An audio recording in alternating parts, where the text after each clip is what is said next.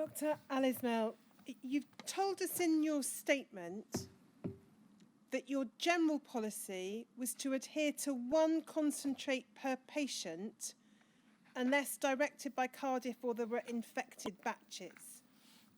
What was the rationale for the 1 concentrate per patient policy?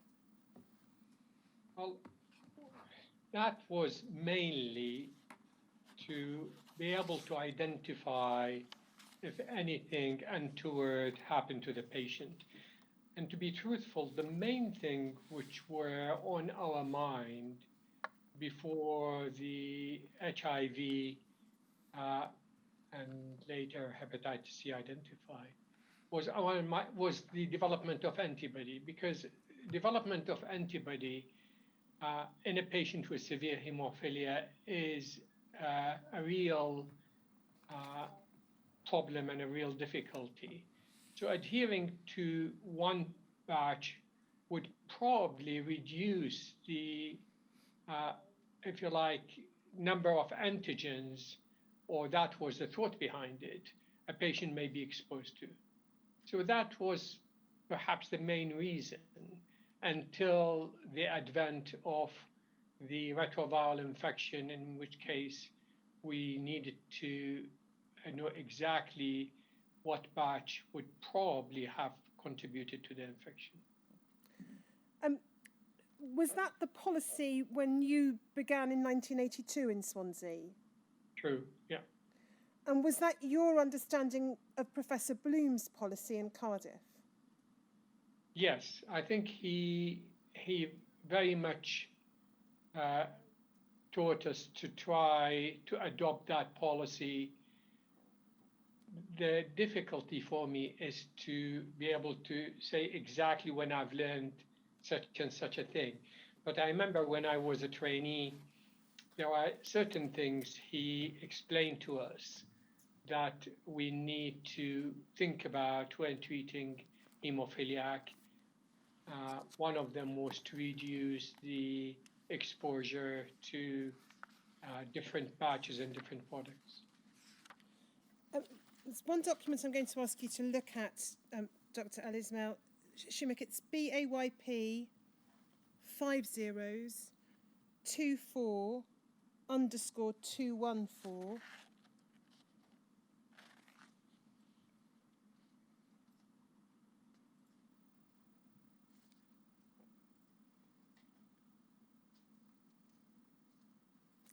This is an internal Qatar memorandum dated the 8th of May 1985 between 2 Qatar employees. We go to the 2nd page, please.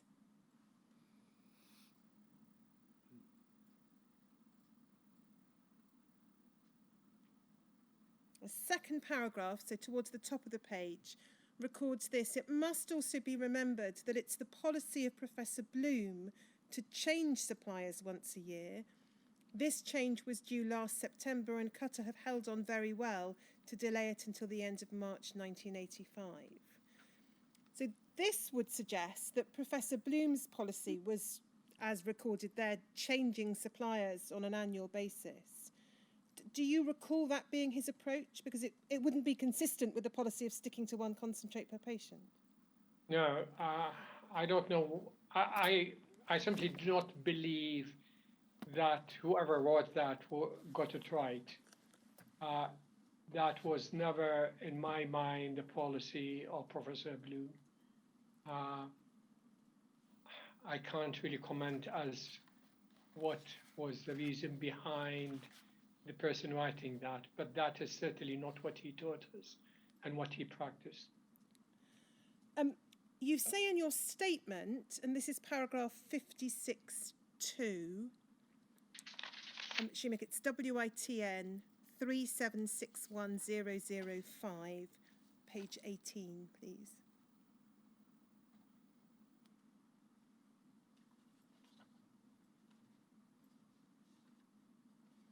So paragraph 56, you talk about certain general principles applied for selecting products. The first is all products were licensed products. And then secondly, you say this: safety and efficacy of a selected product for a patient would have to be a priority. How was the safety of a product assessed from your perspective? Well, maybe in retrospect, it was probably a misplaced trust in the medicine licensing agency in the UK, in that we never used a product which is not licensed. We never use a product which has not proved to be efficacious. And this is what the statement is based on, in that whatever we used were supposedly licensed, and to be licensed, you have to have a safe and efficacious product. But, that, we could talk about that later on if you want, but that is our trust in the system in the UK, like you trust that system for any medicine you use. I'll come on at a later stage to talk about the risks of hepatitis with you, but paragraph 57 of your statement then suggests, in the second sentence, having discussed the issues with colleagues at the time, it would appear that perhaps financial pressures may have played a part. Could you identify for us the colleagues with whom you've discussed the issue and what the financial pressures are that may have played a part? I did not discuss anything with the colleagues, but if you look at this statement, this is exactly the same wording that appeared in the chief executive statement in 1988, because I sort of helped in getting the information for the chief executive. The truth of the matter is that we went and asked whoever in finance and whoever worked in West Glamorgan Health Authority whether they do remember if there were any financial pressure applied in terms of the haemophilia centers. They said they do not, but they think they could have been because financial pressure were applied everywhere. So I haven't discussed it with any particular person, but when I've asked because I've told them, look, I do not really know how we paid for this product, where there were any questions mark raised by the finance director as why nobody has at any time during my time in Swansea came to me and say, you cannot order this or this is too expensive for us. And as I said, that may be because the Haemophilia Centre in Swansea was a small centre. Talking to colleagues around the country, I think that was a hurdle, everyday hurdle for them, really, to ensure that what they wanted, they got for their patients. So I haven't discussed it with anyone particular, but when I made the inquiries, I said, look, I cannot remember. Can you go and ask? And I think contacts were made with other finance person they could get hold of who may remember the era. And they told them probably financial pressure were applied, but no further details. You've said throughout your statement that you followed the advice of Professor Bloom in terms of the approach to treatment. True. Had that been Dr. Kershid's approach as well? Yes. And how was the advice of Professor Bloom communicated to you? Were there regular meetings? Was it in writing? Well, I think Professor Bloom really, we were on regular contacts with him, whenever we want to make any decision, really. I'll give you an example is that when I went to Qatar and I passed it by him, and he said, yeah, they're okay if you could get them to supply you on regular basis with the same products. when I said, look, we really need to have a hemophilia nurse. Would you help us? He was very helpful there. And but I used to go to the meetings in Cardiff whenever I can. But I would say from day to day, week to week, it used to be telephone contacts. I knew that when Dr. Kershid was the director, he received communication from him in terms of what policies they want us to adopt. I can't remember, and I did say in my statement, I cannot remember or cannot get hold of a written policy. But that fact that I could not get hold of written policy did not mean that we did not have a policy. We had a policy, but I cannot show the inquiry a written copy. But how did we speak to him? We could speak to him at any time. He was very available to us. And if there were any issues, and whatever we've used, he would have known about, because when a patient, we used to make sure that he sees the severe patient at least once a year. And if the patient has got any issues with joint and whatever, he could see them many more times. And if the patient needed any input from their hemophilia nurse, before we had a hemophilia nurse, we could see the patient. He would know what the patient would be receiving. He would know what the patient being treated, how much the patient is likely to use. So the channel of communications were many, including written letters and whatever. And you would find some letters from me and from Dr. Kershid asking him to see a patient because we are concerned about a joint or whatever.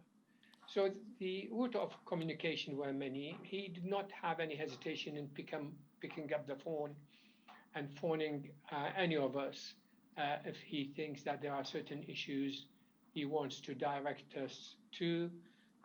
We used to invite him every now and then. And I must say it was before I started.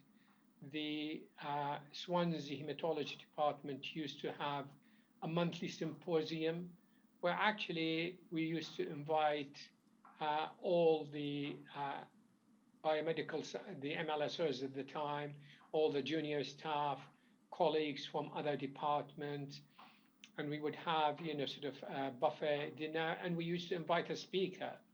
And Arthur was a regular speaker. Mind you, he wasn't just a regular speaker for us. He was a regular speaker in other hospitals, really to advise them about hemophilia and whatever. So many forms of communication with him, but he was always available. So is this correct, Dr. Ismail? The general policies followed at Swansea were the policies of Professor Bloom in terms of this is the kind of treatment you should give to a patient with mild and moderate haemophilia, etc.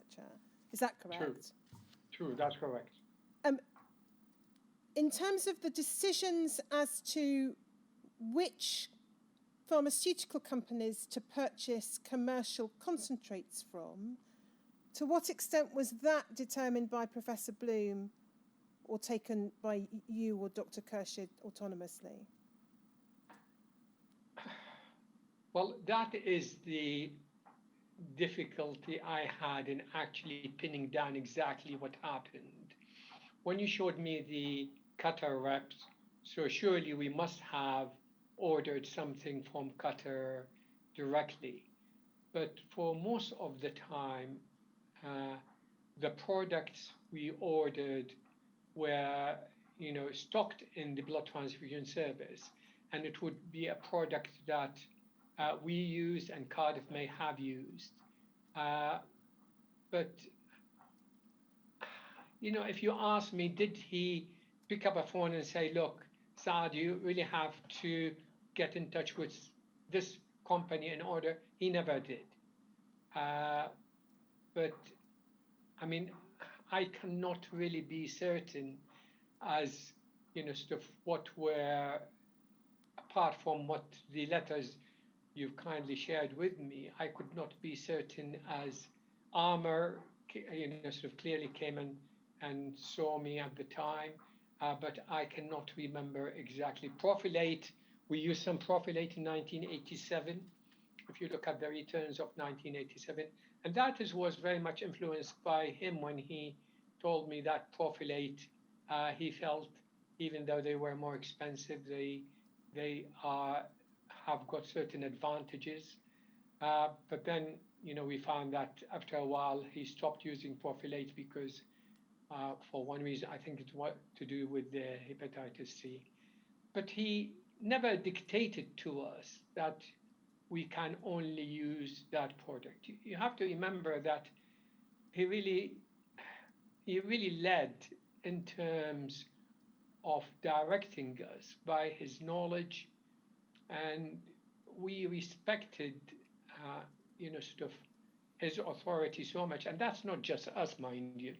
I mean, you go to any international or national meeting and you could see how much he was respected and, sort of listened to in terms of the knowledge he had. As well as following Cardiff's or what you understood Professor Bloom's general treatment policies to be, you've referred to his role in relation to individual patients.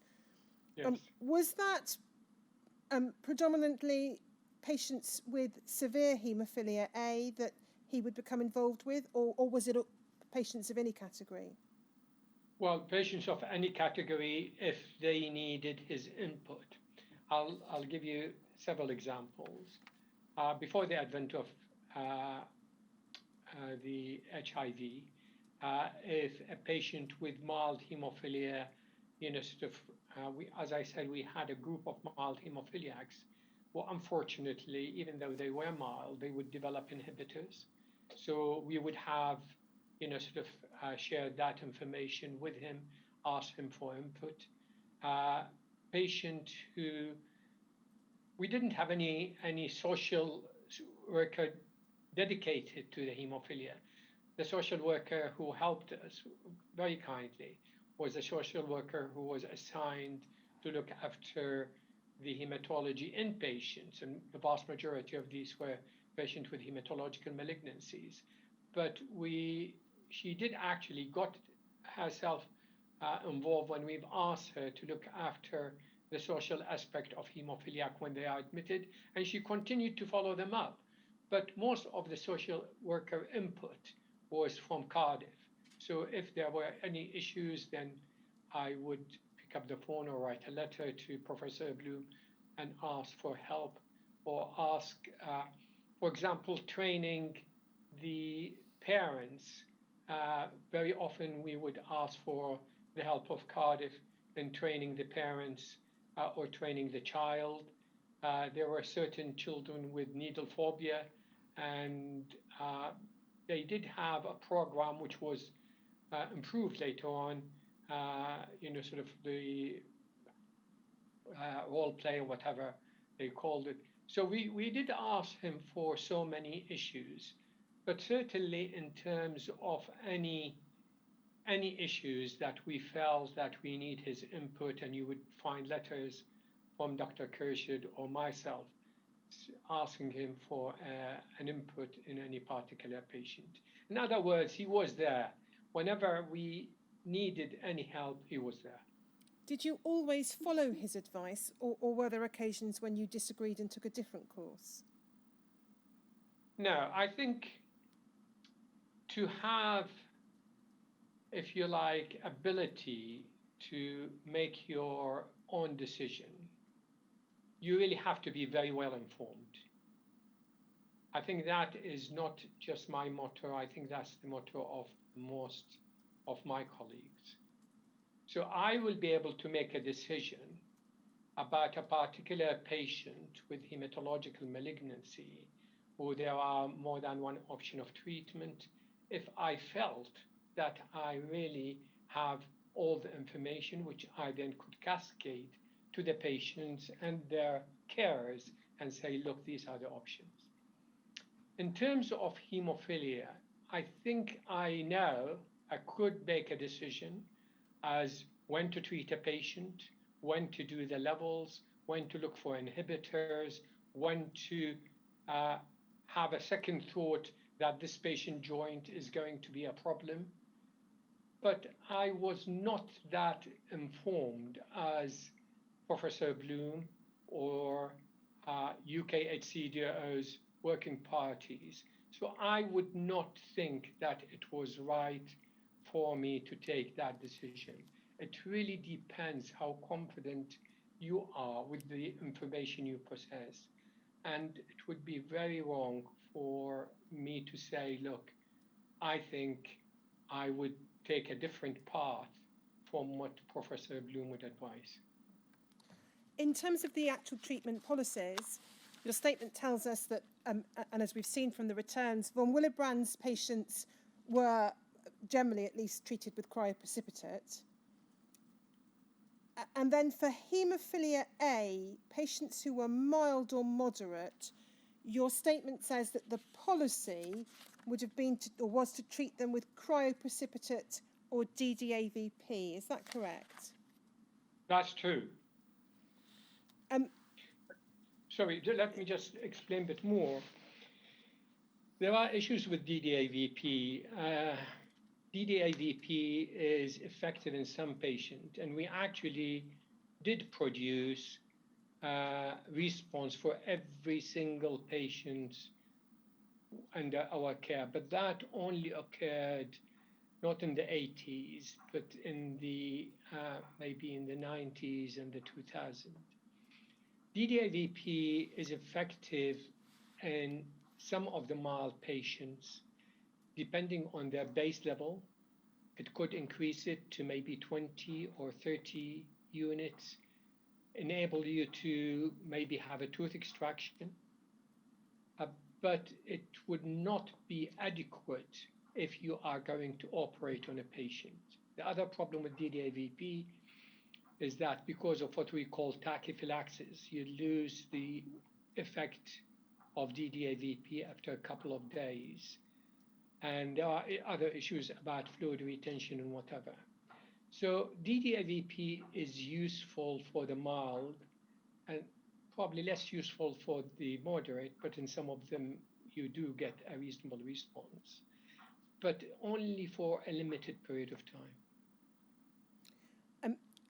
For patients who, for whatever reason, you didn't use Ddavp, either because, as the return suggested, it wasn't used until 1985, or for reasons that you've given that it was not appropriate in an individual case, would those patients then have been treated with cryoprecipitate as the first line of treatment? Yes. Were there circumstances when you were at Cardiff, at Swansea, when mild or moderate patients were treated with concentrates? Yes. And in what kind of circumstances would that arise?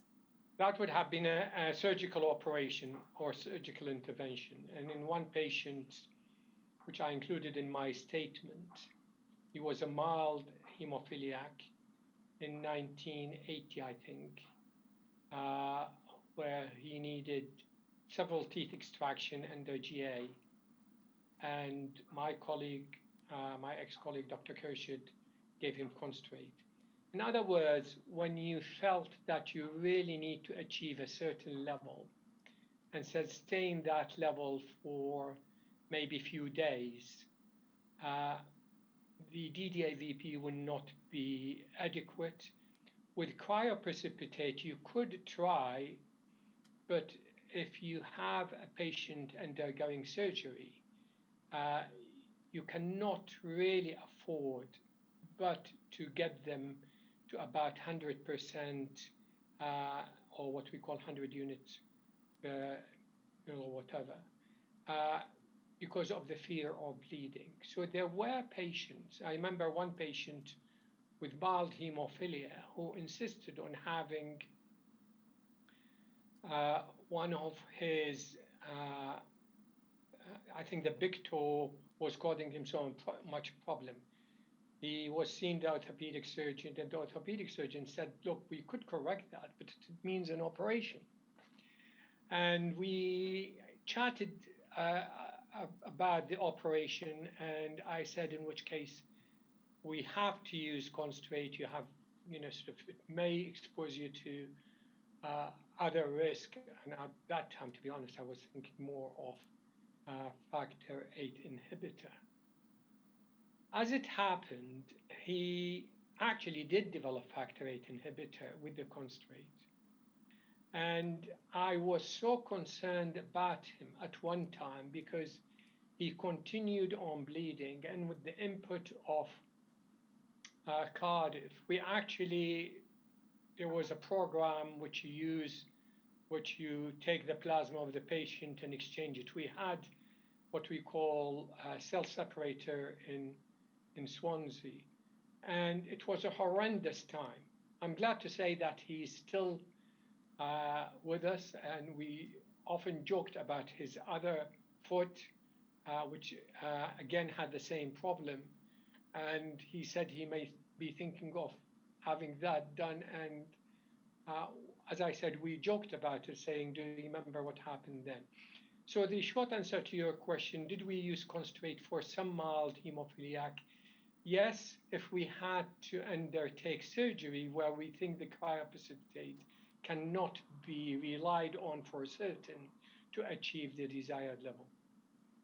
What was the treatment policy in relation to children? Your statement suggests you think it was NHS concentrates if possible. Yes, so NHS concentrates, we talk about the severe hemophiliacs here, because children with mild hemophiliac, you could manage them with cryoprecipitate or even Ddavp after the age of 2 or whatever. But for the severe hemophiliacs, we, as I said, it was ingrained in us that NHS probably safer than the commercial concentrate. It turned out later on that in terms of what used to be called non-B hepatitis, there isn't really much difference at all.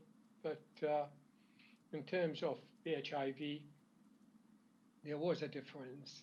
But that was all before the HIV, and if you are the real and the serious thinking about hepatitis C. And I'm sure you would ask me, what do you mean by your serious thinking? I'll come back to that, Dr. Ismail. Just sticking with the treatment policies, you've said NHS concentrates because it was believed to be safer, or that was the ingrained thinking. What was it at the time about NHS concentrates that led you to understand them to be safer?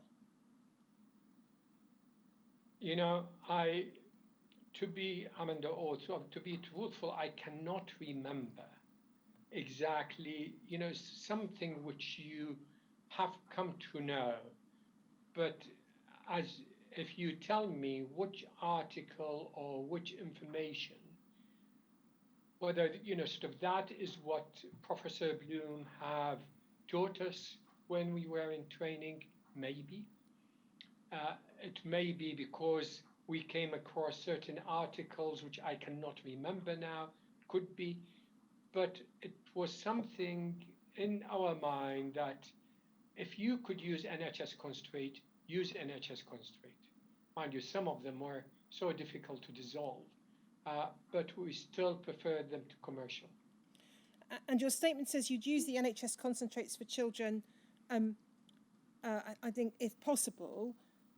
Does that mean that if there were insufficient supplies of NHS concentrates, you would have to use commercial concentrates to treat children? That's true. And then in relation to previously untreated or rarely treated patients, your statement suggests that in patients falling within that category would be jointly managed by Swansea and Cardiff, and you'd consult Cardiff. Could you just elaborate upon that, please? Yeah, by all means. fortunately for me, I did not have any new patient with severe hemophilia until the 90s. But I'll use that incident to tell you what would happen. So this is a patient who was admitted, and I was called by the pediatrician because there was an issue about whether it could be the patient was abused or whatever. Cut a long story short, first thing we do is coagulation profile, and we find that he has clearly abnormal coagulation profile. Do factor 8 on the same day in factor 9, and his factor 8 was less than 1%. Immediately pick up the phone and speak to colleagues in Cardiff to say, look, we've got a new severe hemophiliacs. I'm going to see mother and father and whatever. Would you advise any particular concentrate, any particular product? And it depends as what. I think the patient I'm talking about was with the advent of I can't remember when we were in the recombinant era, or just before the recombinant, but with the safer concentrate. So I would call the family and with the hemophilia nurse and whatever. And you actually have to take it in stages. First of all, the stage of shock, because that family did not have anybody with hemophilia. They didn't know what hemophilia means. So you explain what hemophilia is, you explain it in simple terms, and you draw charts and whatever, and then you will talk about the need for treatment. Treatment would be needed at some stage. They'll ask you what to look for, how do we know whether our child would have a bleed, and you explain all that. And even at that time, where all the product were, sort of HIV clear, then I would say, look, we have different products, and I would be asking colleagues in Cardiff, which is the comprehensive care center, would advise you very much to go and see them as well over there. And they always usually take that offer, and they would make an appointment and see in Cardiff. Cardiff was very good, really, in that they will see them, the next day if need be. And so it would be jointly to do that.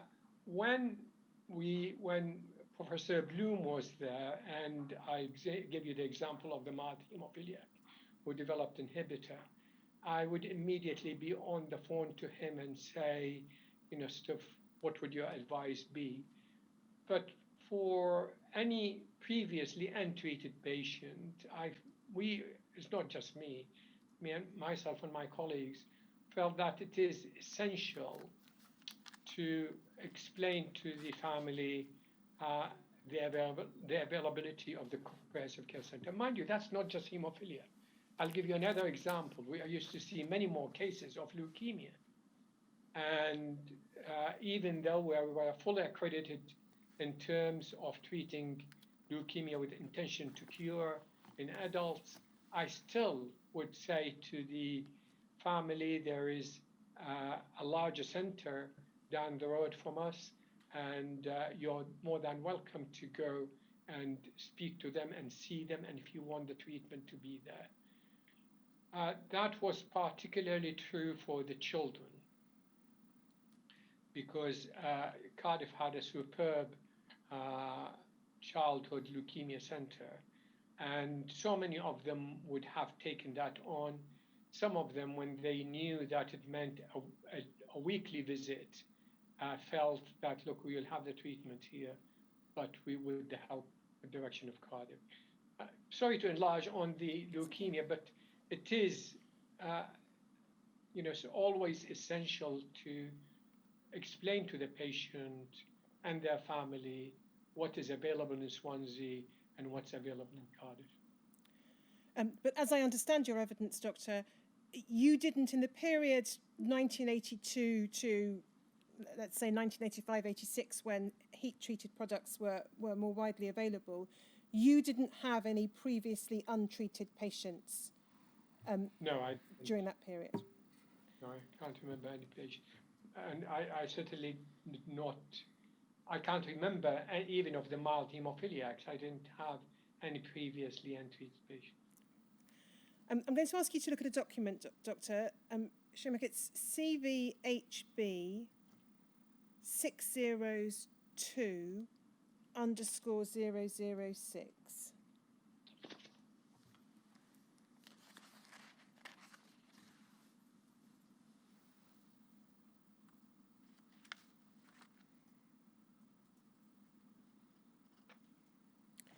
You'll see this is a document entitled Haemophilia Treatment Policy Guidelines, May 1983. There's a date on the second page, which is the 18th of May 1983. And this has been produced to the inquiry by Cardiff.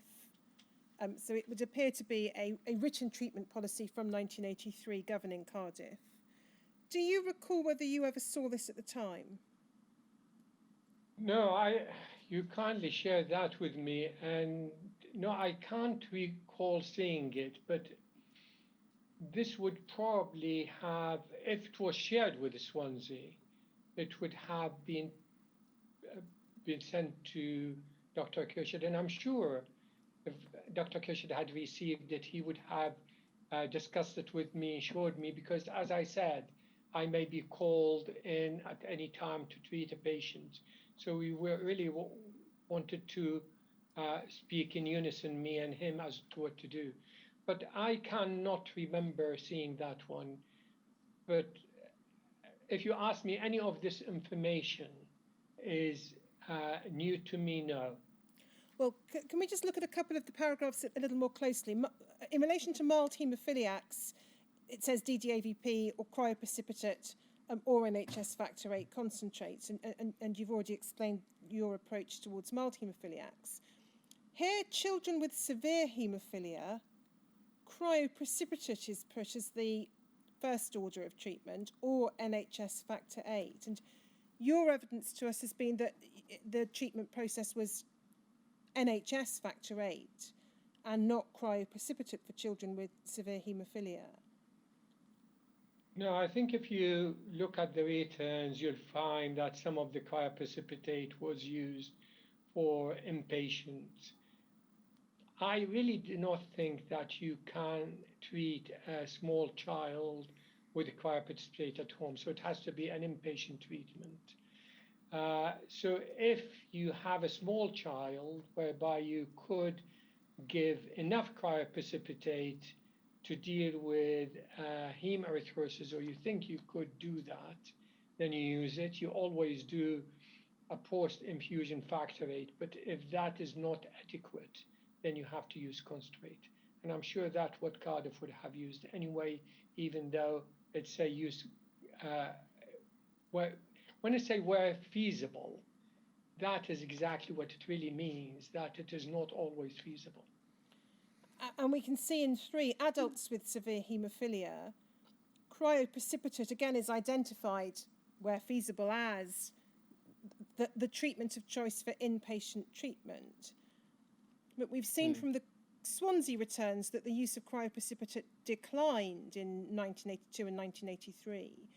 Do you think you were following the order set out here?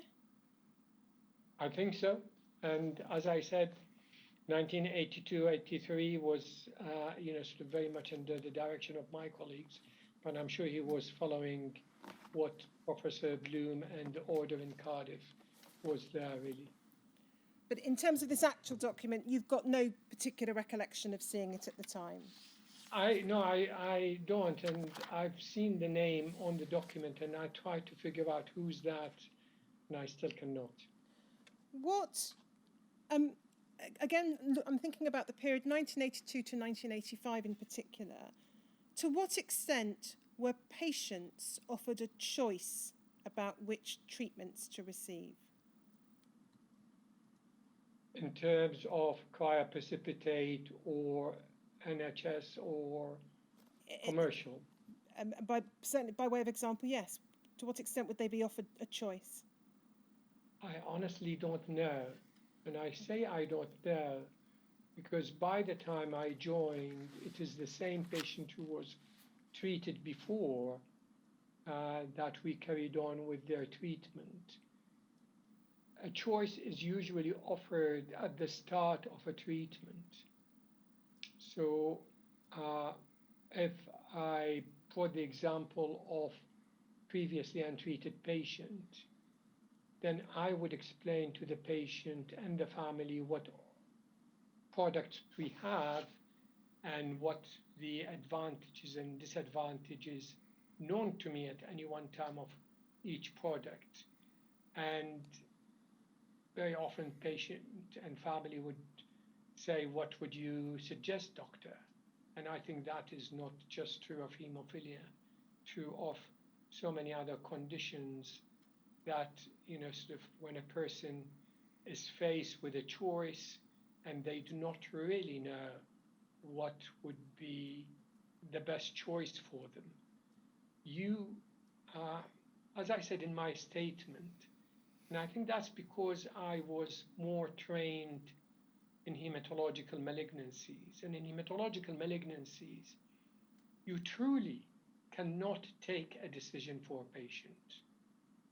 And the reason for that, even with the conditions that are curable, the treatment itself may shorten the life of the patient because of its complication.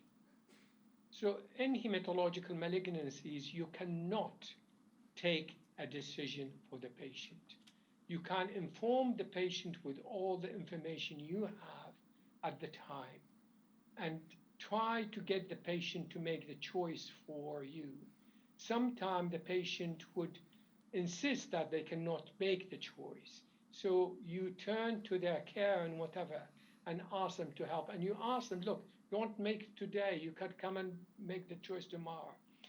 I think that attitude toward hematological malignancy influenced my practice, not just in hematological malignancy, but in non-malignant conditions in hematology, whether that is in general hematology, and we have certain conditions in general hematology which are even more awful than hematological malignancies.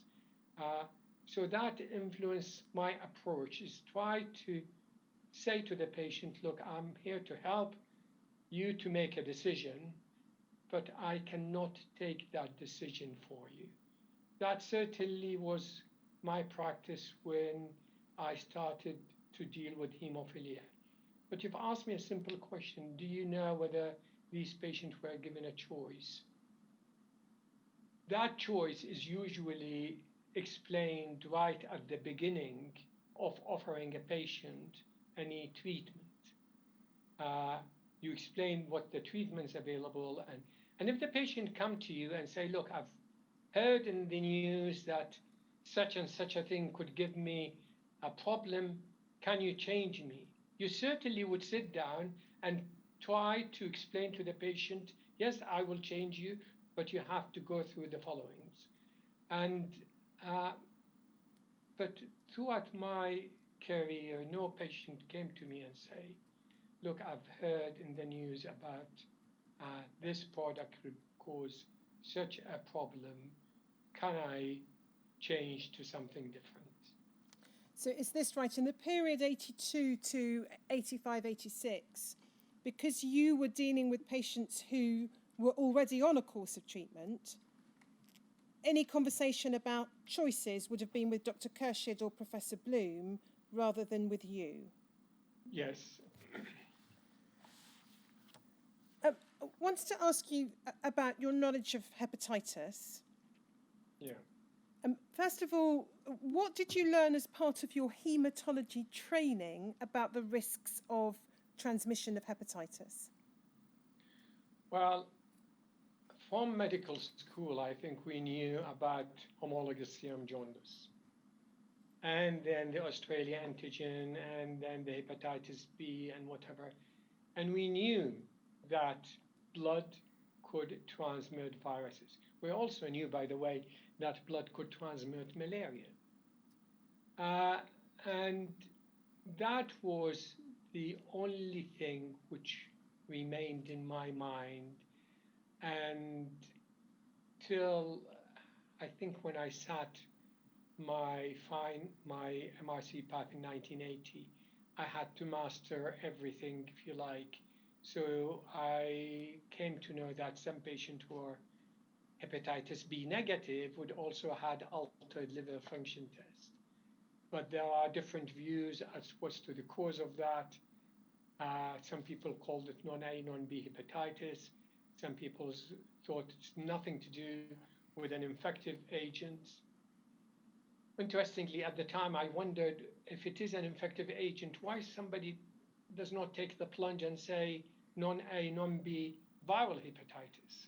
But nobody did that. They said non-A, non-B hepatitis. So I knew of that, but whenever, you come in a discussion or whatever, you were told that, look, this is probably going to be a mild problem because it's not a big issue. And I think I'm right in saying that during the 80s, even though since the inquiry came in and I've become more knowledgeable about publication before the 80s, during the 80s, most of us thought that non-A, non-B hepatitis is not going to be a big issue. It's not going to be a big issue for the vast majority of patients. So this is, the initial knowledge I had about hepatitis was mainly hepatitis B, but then this issue about patient with altered liver function test. What, if anything, did Professor Bloom teach you or discuss with you about non-A, non-B hepatitis? Well, yes, we did ask, and he said I think he would have referred to all the publication which have happened, and I must say, at that time, I don't think any of them stuck in my mind for a long time until hepatitis C became known and whatever. But he would have told us about, sort of what other, what the literature said, and his opinion that, sort of for the vast majority of patients, non-A, non-B hepatitis is probably not going to be a big issue. But I don't think he was alone in that. I think I remember that we talked about the liver biopsy which happened in Sheffield, and we also heard about a patient who died in the Royal Free because of a liver biopsy. And we certainly, sort of, we felt that Professor Bloom was not a person who would be keen to do liver biopsy on a patient who have got this, what's called non-A, non-B hepatitis. But he would have, as I said, he used to come and present in Cardiff. We had always a Thursday lunchtime meeting. So people would munch their crisps while the presenter would present. And we, there used to be invitation for, distinct speakers even from abroad. Alan Jacob was very well known in the hematology world, really. And so many of these talks would have been on hemophilia and allied disorders. And, so many of the presentation would have included some of the latest, papers. But if you ask me how much of that stuck in my mind later on, very little, I would think. So you have some recollection of the Sheffield biopsy work. We know that was reported in the Lancet in 1978. Would you have been reading the Lancet in 1978 regularly, or is that something you'd have picked up from Professor Bloom? Well, the journals which I used to get at home were the New England Journal of Medicine, the British Journal of Hematology, the BMJ, and later on the Blood, the American Society of Hematology. The Lancet, if I need to read it, I would have to go to the library to read it. But yes, I do. I would have. I don't remember reading the article, but I remember that Professor Bloom told us about the work in Sheffield. What did? I mean, I can show you the article if you want to, but as you may not have read it at the time, it may not be particularly useful. Do you recall what Professor Bloom told you about what the Sheffield work showed, or what the significance or otherwise of it was? Unfortunately, no, I can't really, sort of with any clarity tell you. I mean, it is all unfortunately mushed in the brain 40 years ago.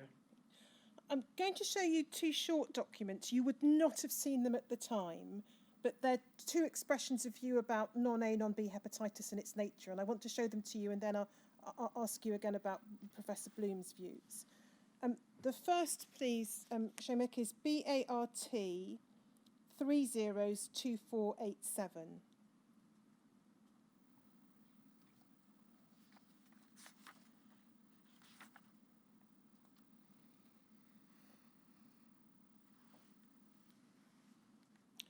Now, this is part of the general material the inquiry sent you, but you would not have seen this, I think, at the time. It's a letter, April 1979, and it's from Dr. Kernoff at the Royal Free to Dr. Colvin at the London Hospital. If we could go to the second page, please, Seamus.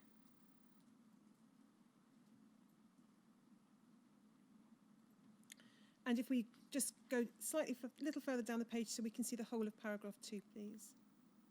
Thank you.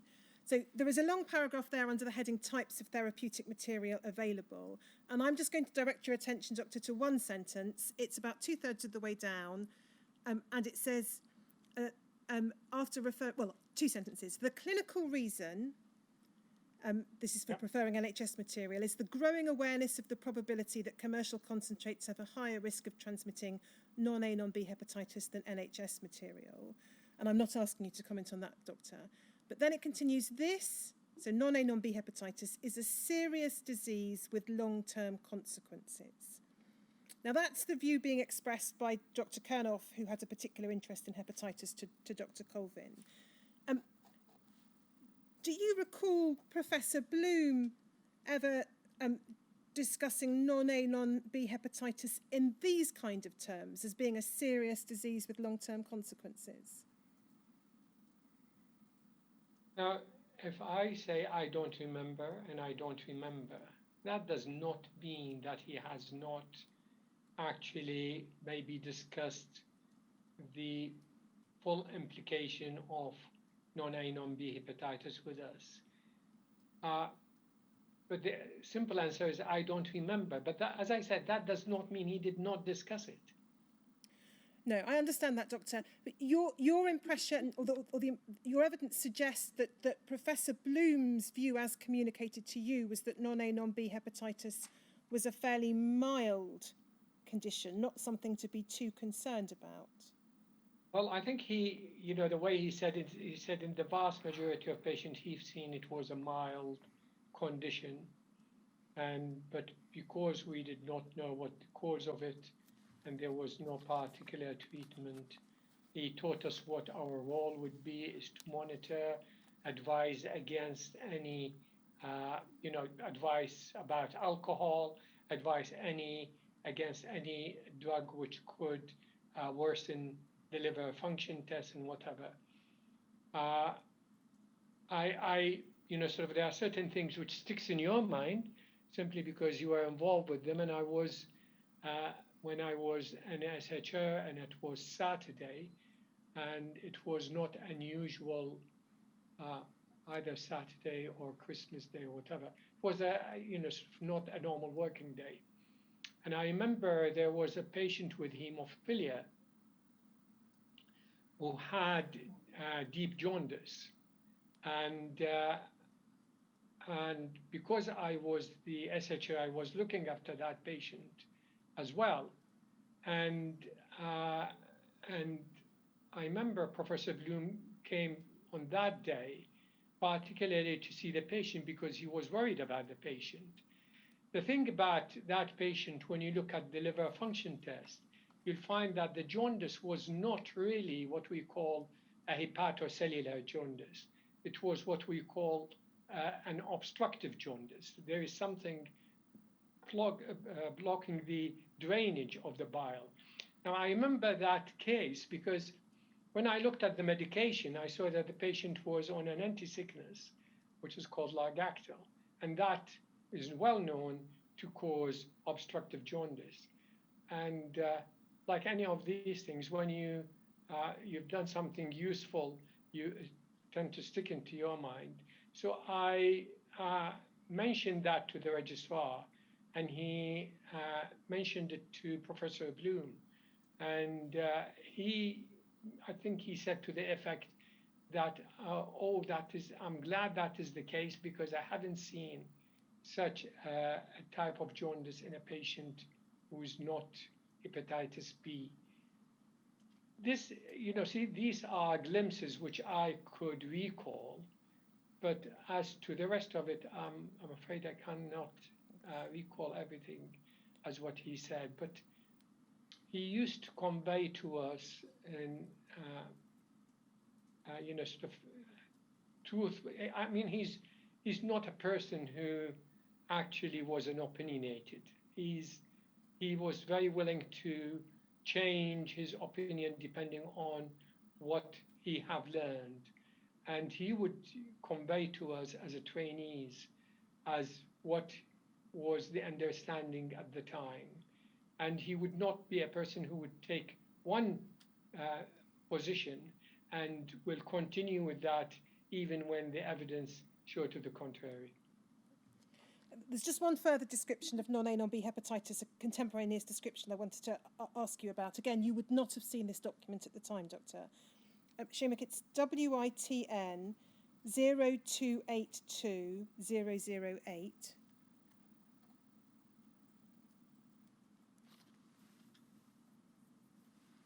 This is an internal Department of Health memo, Doctor. Again, it's in the material that's been generally provided to you, but there's no reason to think you'd have ever seen it at the time.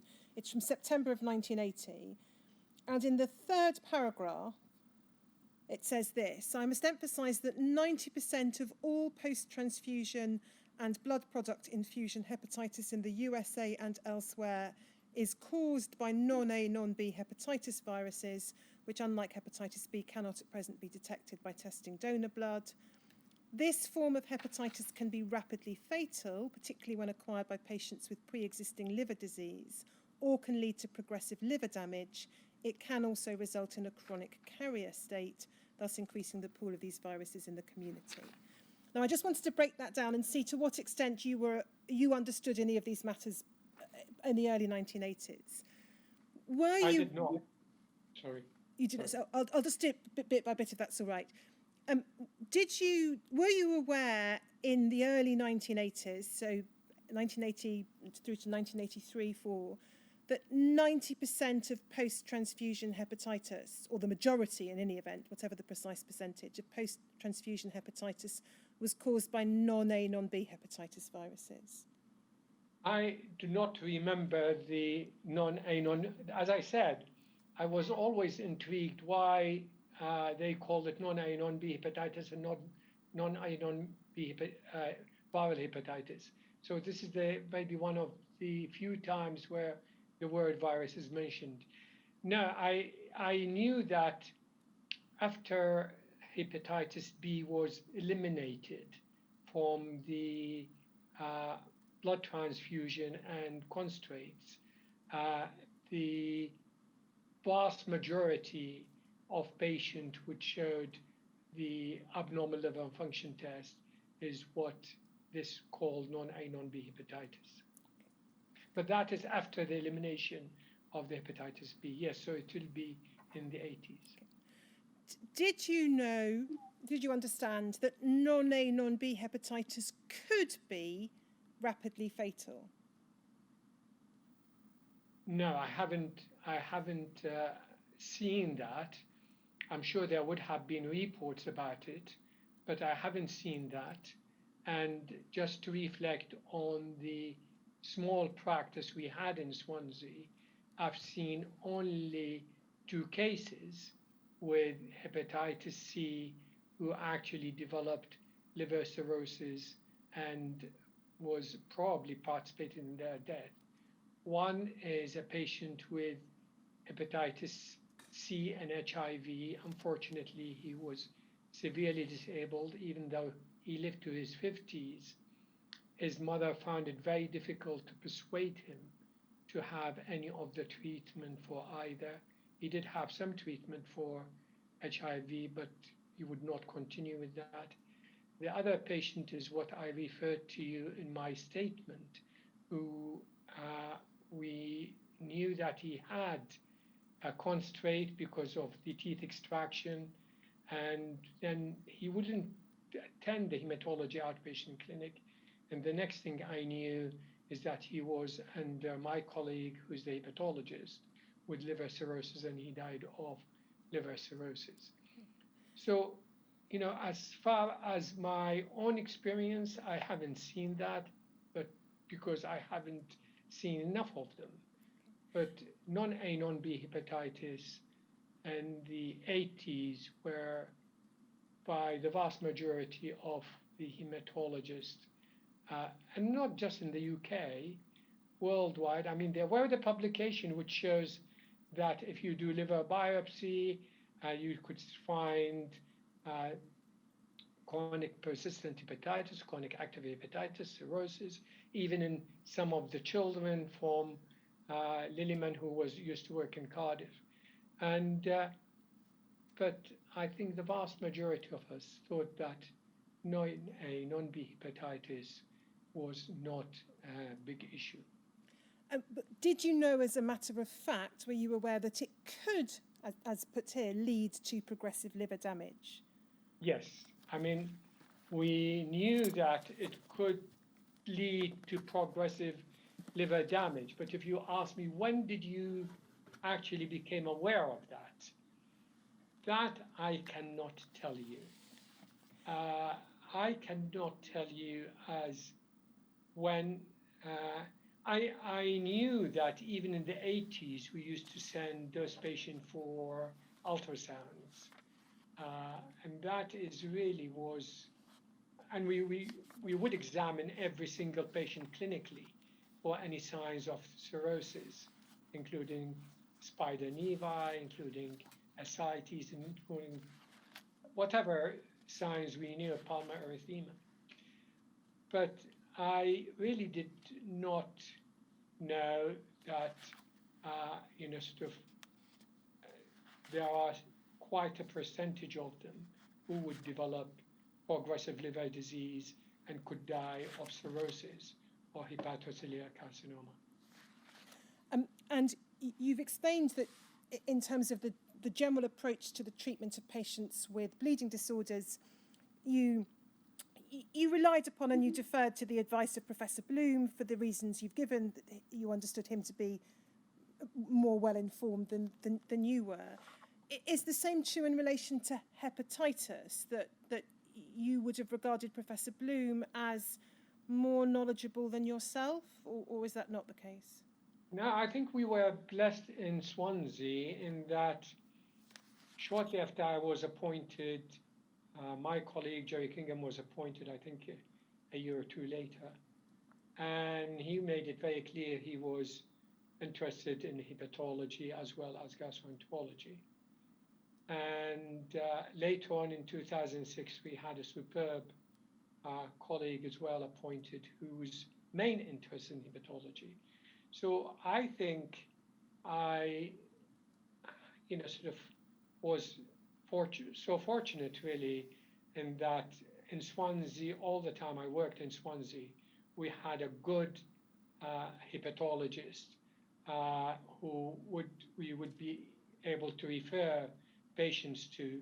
And I must say, I mean, for any liver condition, I would have informed Arthur that such a patient would be experiencing whatever, but I would have referred to the hepatologist.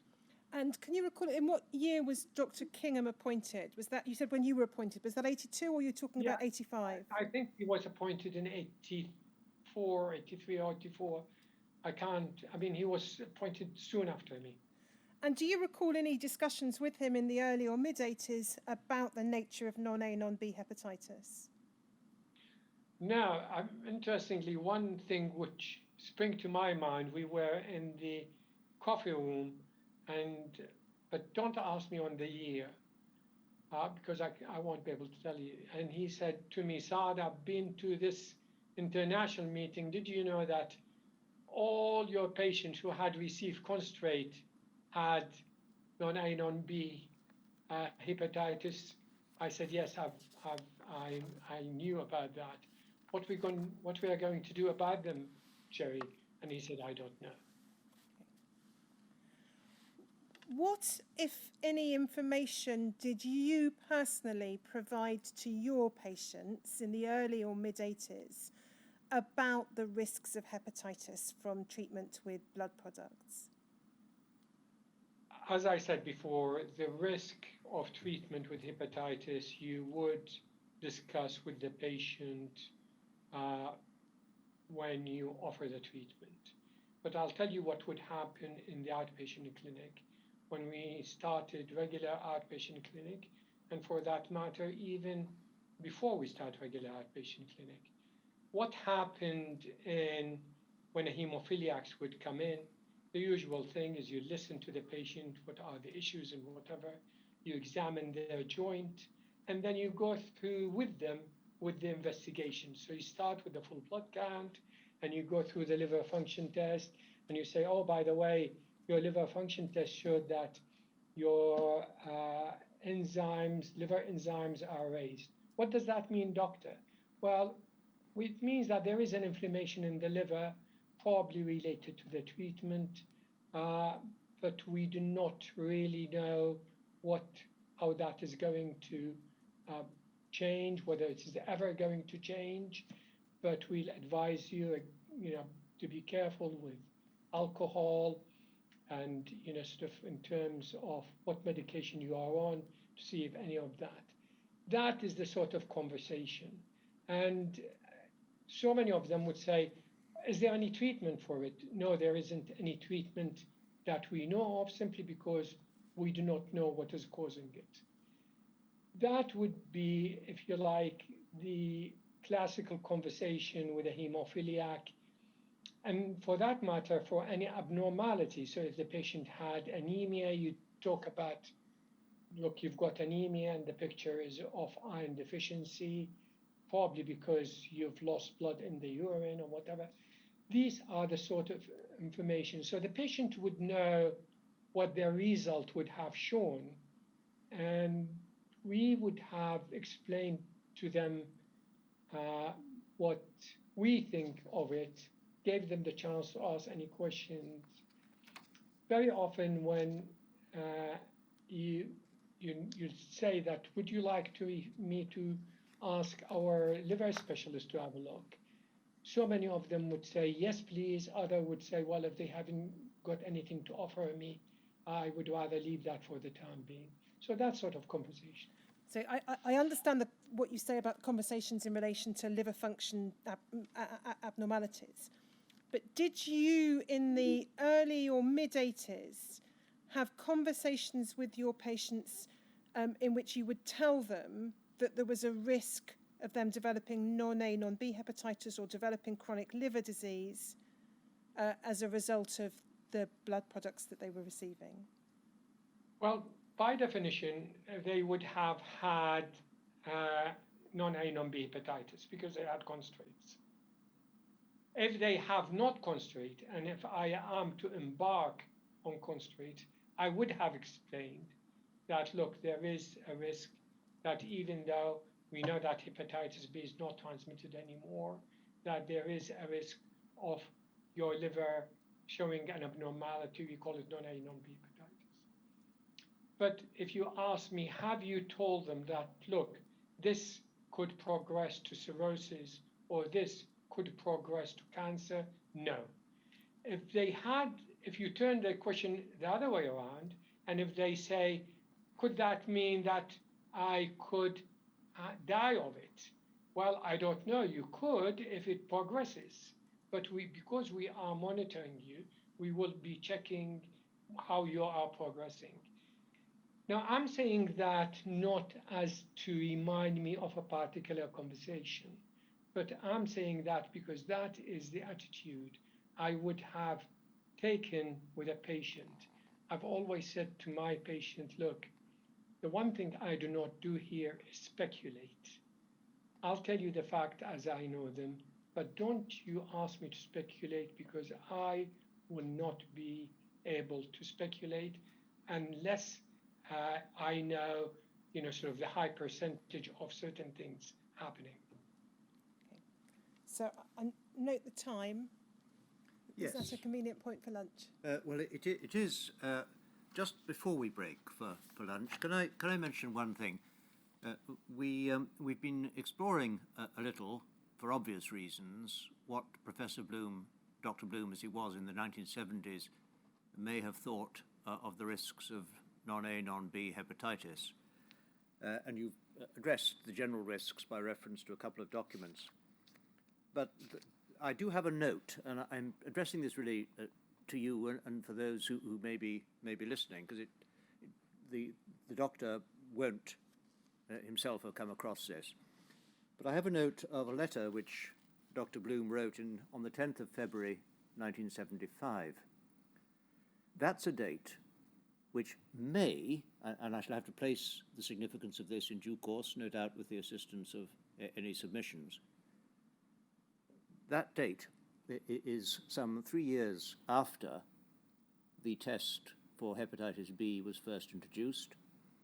It is about 6 months after Prince wrote in the Lancet identifying that more than 70% of post-transfusion hepatitis was caused by something which wasn't hepatitis B. Therefore, virus or viruses, non-A, non-B. And what he said to a GP concerning a patient of his, whom I certainly shan't mention, the reference is witness W 0047002. He said a small percentage of these freeze-dried preparations, plainly he's talking about concentrate, contain unavoidably the virus of serum hepatitis, and therefore potentially dangerous, that's the word he uses, dangerous, to the patient, his relatives, etc. And that's a note which I came across and struck me for 3 reasons. First, that he is describing serum hepatitis, which could be and may well be in context, non-A, non-B, as well as hepatitis B.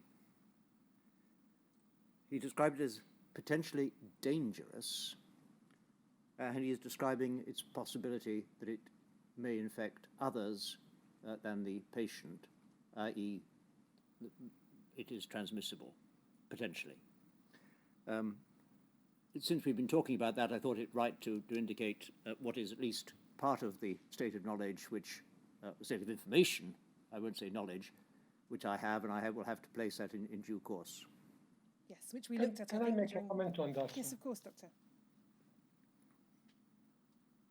I think, sort of from what you've read to me now, I think when he say a small percentage would have serum hepatitis, you correct me if you think I'm wrong. I think he was referring to perhaps the concentrates which escaped the elimination of hepatitis B. You may well be right, but the problem is that he can't help us with what he meant. That has to be interpreted in the light of the context, and he uses the expression serum hepatitis, which is capable of covering, and almost certainly did, before the identification of hepatitis B, cover both B and any other virus which was causing hepatitis.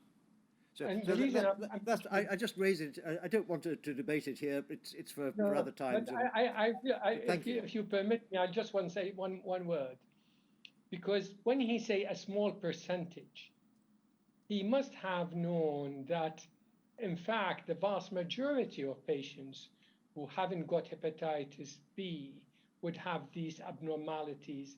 When he say a small percentage, in my mind, and I think even in the 80s, we will say, look, to the patient, hepatitis B is very unlikely, but there is a small risk that, so some of these may actually convey, these constructs may convey it. The reason why I'm mentioning that, I think he's referring to hepatitis B, the word small percentage, because if he was referring to the hepatitis as we know it now, non-A, non-B, it certainly was not a small percentage. Well, thank you, Doctor. I'll have to consider that in due course.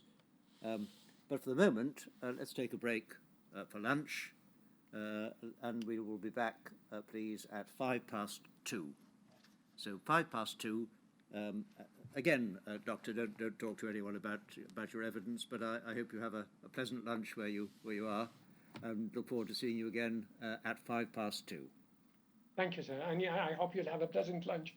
I'm having a packed one. I don't know whether you're having a packed one as well.